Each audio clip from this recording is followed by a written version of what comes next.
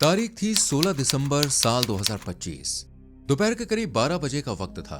झारखंड के जमशेदपुर के पोटका थाना क्षेत्र के पास बड़ा सिद्ध रोड पर अचानक से कुछ लोगों की नजर एक महिला की बॉडी पर पड़ती है, जिसकी बॉडी पूरी तरह से खून से लथपथ थी और गले पर गहरे घाव के निशान थे। साथ ही वहां पर एक स्कूटी भी खड़ी हुई थी, जिसे देखकर यह अंदाजा लगाया जा रहा था कि यह महिला खुद ही यहाँ पे आई थी। देखते ही देखते उस जगह पर लोगों की भीड़ जमा हो जाती है और फिर एक शख्स पुलिस को फोन करके तुरंत ही यहां पर आने के लिए कहता है। लेकिन जैसे ही पुलिस उस महिला को देखती है ना, तो उनकी आंखें फटी की फटी रह जाती है, क्योंकि वो उन्हीं के थाने में काम करने वाली कांस्टेबल थी। लेकिन उसकी ये हालत हुई कैसे और कौन था वो जिसने इस महिला के साथ इतनी हैवानियत बरती? अगर आप भी जानना चाहते हैं इन सवालों के जवाब, तो वीडियो को एंड तक देखें। Welcome to black ink. मैं हूं समीर और आज के केस का नाम है a doubt ruined the life।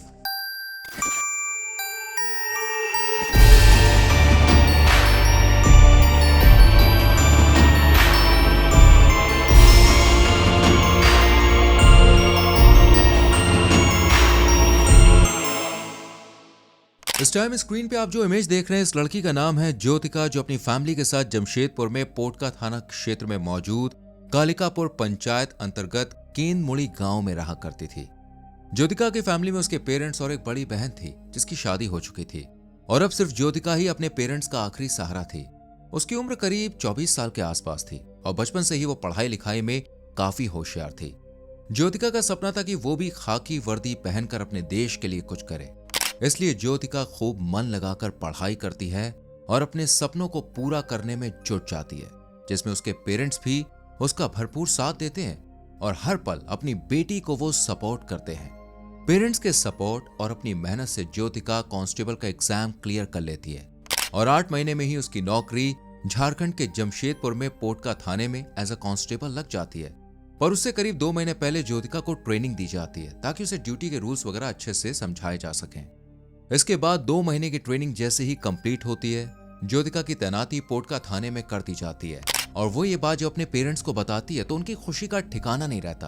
परिवार तो अपनी बेटी की कामयाबी से बहुत खुश था, साथ ही गांव के लोग भी ज्योतिका पर काफी गर्व महसूस करते थे, बहुत प्राउड होता था उन्हें। वो खाकी वर्दी पहनकर जब अपने गांव जाती थी ना, लोगों को बहुत अच्छा लगता था कि उनके गांव का नाम रोशन हो रहा है। इसलिए वो जब भी ज्योतिका को देखते तो उनके चेहरे पर मुस्कुराहट आ जाती, यानी उसके कांस्टेबल बनने से हर कोई बहुत हैप्पी था। लेकिन एक शख्स ऐसा भी था जिसे ज्योतिका की जॉब से प्रॉब्लम हो रही थी। इतना ही नहीं, उसे तो ऐसा लग रहा था कि ये नौकरी ज्योतिका को मिली ही क्यों है। दरअसल ये कोई और नहीं बल्कि ज्योतिका का बॉयफ्रेंड था, जिसका नाम था गणेश माझी, जो ज्योतिका के गांव से थोड़ी ही दूर पर रहा करता था।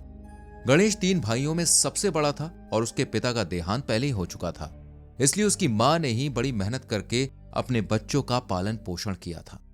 वो पढ़ाई में ज्योतिका की तरह काफी होनहार था और इंटर करने के बाद नौकरी की तैयारी कर रहा था। साथ ही एक्साइज डिपार्टमेंट एंड सीआईएसएफ का एग्जाम भी वो क्लियर कर चुका था। पर फिलहाल गणेश के पास कोई जॉब नहीं थी, जबकि ज्योतिका को नौकरी मिल गई थी, जिसे वो पूरी ईमानदारी के साथ निभा रही थी। चाहे दिन की ड्यूटी हो या फिर रात की, ज्योतिका हर वक्त तैयार रहती थी।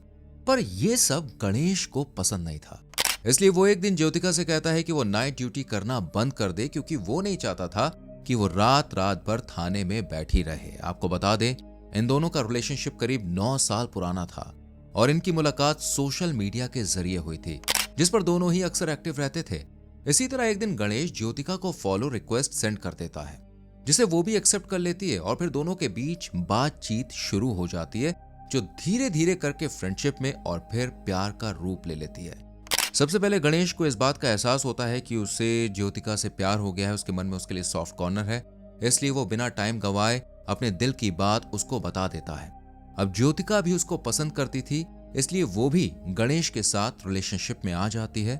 इन दोनों के बारे में इनकी फैमिली और दोस्तों को भी पता था और दोनों के रिश्ते को करीब 9 साल बीत जाते हैं। हालांकि बहुत ही कम लोग ऐसे होते हैं जो इतने लंबे समय तक एक रिश्ते में बंधे रह पाते हैं, क्योंकि आजकल तो 1 या 2 साल में ही लोगों का एक दूसरे से मन भर जाता है और फिर ब्रेकअप ही आखिरी रास्ता दिखाई देता है। लेकिन गणेश और ज्योतिका के केस में ऐसा नहीं था।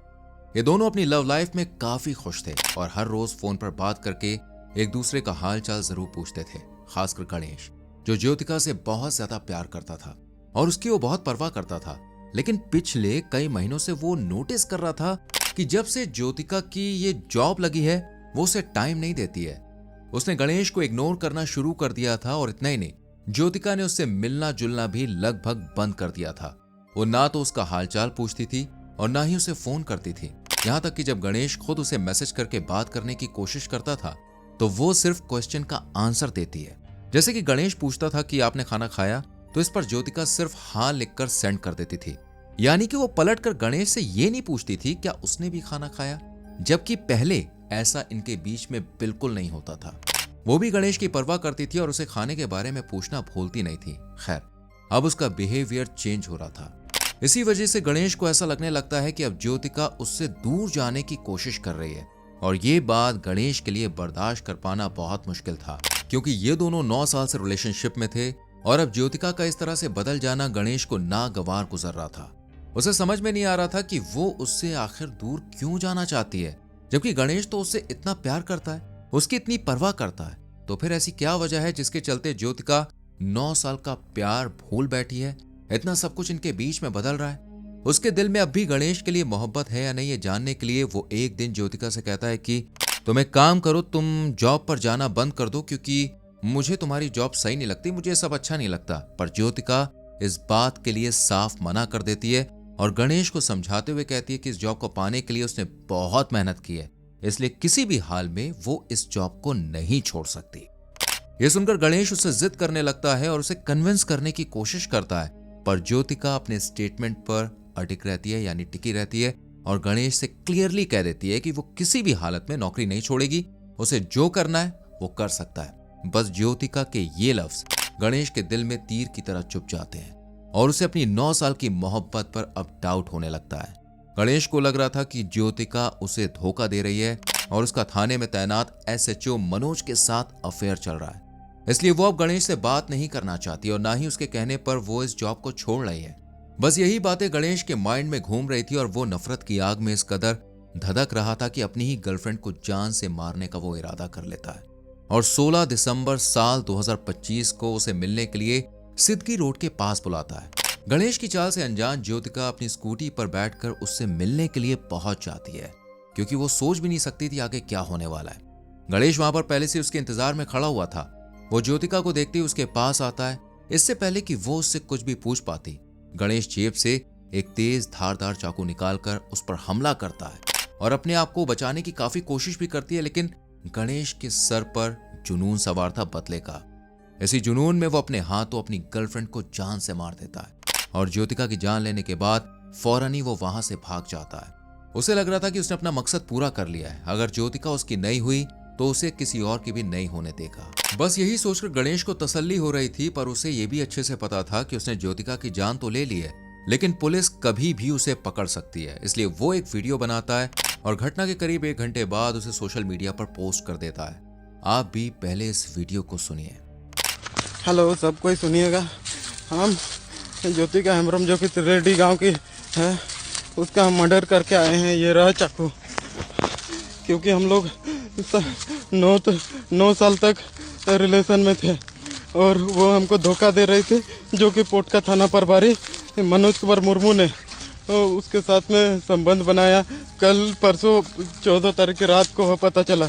मैंने सिद्दी वहाँ पे मर्डर किया है और मैं अभी सुसाइड करने वाला हूँ। मेरे घर परिवार या फिर मेरे भाई को किसी को भी कोई तकलीफ नहीं होना चाहिए, क्योंकि इतना साल का रिलेशन में धोखा दे रही तो मेरे पास सब बर्दाश्त नहीं हो रहा था, इसलिए मैं ये काम करूँ। ठीक है, मेरे पास ज़्यादा टाइम नहीं है, मैं वीडियो बंद कर रहा हूँ। सुना आपने? इस वीडियो में गणेश साफ कहते हुए नजर आ रहा है कि वो ज्योतिका की जान लेके आया है। साथ ही वो वीडियो में वो चाकू भी दिखा रहा है जिससे उसने हमला किया था, और बता रहा है कि वो दोनों 9 साल से रिश्ते में थे, लेकिन ज्योतिका उसे धोखा दे रही थी और उसका पोटका थाने के SHO मनोज के साथ अफेयर चल रहा था।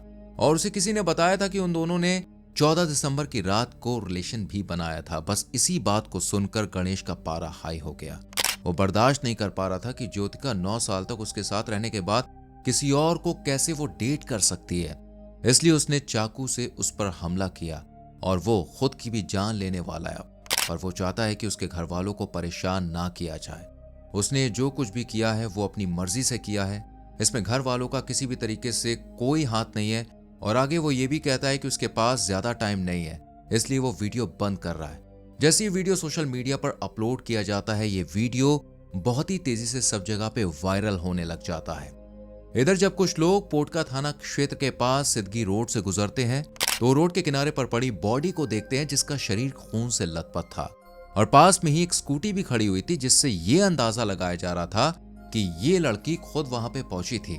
घटना की खबर फैलते ही आसपास के गांव से बड़ी संख्या में लोग मौके पर जमा हो जाते हैं और पूरे इलाके में हंगामा मच जाता है, जिसके बाद एक शख्स पुलिस को फोन करता है कि साहब, सिद्धगी रोड के पास एक महिला की बॉडी पड़ी हुई है, अब जल्दी से यहाँ आ जाइए। ये सुनते ही पोटका थाने के पुलिस, डीसीपी, बीडीओ और सीओ फौरन ही उस जगह पर पहुंच जाते हैं और देखते हैं कि बॉडी के पास इस टाइम काफी सारे लोग इकट्ठा हैं। जैसा कि आप इस वीडियो में देख सकते हैं, पुलिस ज्योतिका को देखते ही पहचान जाती है क्योंकि वो उन्हीं के थाने में काम करने वाली एक कांस्टेबल है जिसे बड़ी बेरहमी से मारा गया है। लेकिन किसने, इस सवाल का जवाब पुलिस को चाहिए था। इसके लिए वो अच्छे से इन्वेस्टिगेशन करती है और फॉरेंसिक टीम को बुलाकर सारे सबूत जमा करने का ऑर्डर देती है, जिसके बाद टीम खून के निशान और जरूरी एविडेंस कलेक्ट कर लेती है। इधर बॉडी को पोस्टमार्टम के लिए भेज दिया जाता है। इस वीडियो में आप महिला कांस्टेबल को ज्योतिका की बॉडी ले जाते हुए देख सकते हैं। साथ ही पुलिस उसके पेरेंट्स को भी उनकी बेटी के मरने की खबर दे देती है, जिसे सुनते ही उनके पैरों तले जमीन खिसक जाती है और वो रोते बिलखते थाने में पहुंचते हैं। अब पुलिस उनसे सवाल करती है कि क्या उन्हें किसी पे डाउट है, तो वो सीधा गणेश का नाम लेते हैं और पुलिस से कहते हैं कि वो ज्योतिका पर लगातार नौकरी छोड़ने का दबाव बना रहा था, कह रहा था कि तुम इस नौकरी को छोड़ दो, मुझे जॉब पसंद नहीं है, पर वो इस बात पर मना कर रही थी। ये सुनकर पुलिस समझ जाती है कि वो इसमें शामिल है और उसके बारे में छानबीन करती है, पर उन्हें गणेश कहीं भी नहीं मिलता। पर उसके सोशल मीडिया अकाउंट पर एक वीडियो जरूर मिलता है, जिसके बारे में हम आपको पहले ही ऊपर बता चुके हैं। उस वीडियो में गणेश ने सब कुछ बताया था कि उसने ज्योतिका को क्यों, कैसे और किस लिए मारा है, और उसने ये भी कहा था कि वो अब अपनी जान देने जा रहा है और सच में गणेश ऐसा ही करता है। वो वीडियो बनाने के बाद अपनी जान दे देता है और उसकी बॉडी भी पुलिस रिकवर कर लेती है और पोस्टमार्टम कराने के बाद इन दोनों की ही बॉडी इनकी फैमिलीज को सौंप दी जाती है, जिसके बाद गणेश और ज्योतिका का हिंदू रीति रिवाजों के साथ अंतिम संस्कार कर दिया जाता है। वहीं जब पोटका थाने के एसएचओ से इस बारे में पूछा जाता है कि क्या उनका सच में ज्योतिका के साथ कोई रिश्ता था, तो वो साफ मना कर देते कि नहीं, ऐसा कुछ भी नहीं था। अपने बयान में कहते हैं कि उन पर जो इल्जाम लगा है वो गलत है, इसमें कोई सच्चाई नहीं है, उनके और ज्योतिका के बीच ऐसा कुछ भी नहीं था, बल्कि गणेश चाहता ही नहीं था कि ज्योतिका जॉब करे। वो कहीं ना कहीं उसकी कामयाबी से जलता था कि ज्योतिका एक लड़की होने के बाद भी नौकरी कर रही है, वो भी इतनी अच्छी, और वो बेरोजगार बैठा हुआ है, इसलिए वो बार बार उससे जॉब छोड़ने के बारे में कहता था। उसका शक दिन पर दिन ज्योतिका पर बढ़ता जा रहा था। गणेश हर छोटी से छोटी बात के लिए उसे कंट्रोल करने लगा था और जब ज्योतिका ने उसकी बात नहीं मानी तो उसने गुस्से में उसे मार दिया। आपको बता दें, फिलहाल पुलिस जांच की असली वजह पता लगाने की कोशिश कर रही है। क्या सच में ज्योतिका को मारने के पीछे शक था या फिर गणेश के माइंड में कुछ और ही चल रहा था? साथ ही ज्योतिका ने धोखा दिया है या नहीं, इस बारे में भी पता लगाया जा रहा है। वेल, केस खत्म होता है, लेकिन आप बताइए कि आपको सच में ऐसा लगता है कि ज्योतिका का वाकई में अफेयर चल रहा था, और अगर चल रहा था तो क्या उस लड़के गणेश ने सही किया जो किया? और आपकी क्या राय है इस पूरे केस पर? कमेंट सेक्शन में जरूर लिखें। वीडियो को लाइक और शेयर करके हमारे चैनल ब्लैक इंक को सब्सक्राइब करें और बेल आइकॉन प्रेस करें, जिससे आपसे आने वाली कहानियां मिस ना हो। मिलते हैं अगली वीडियो में, till then bye bye, take care.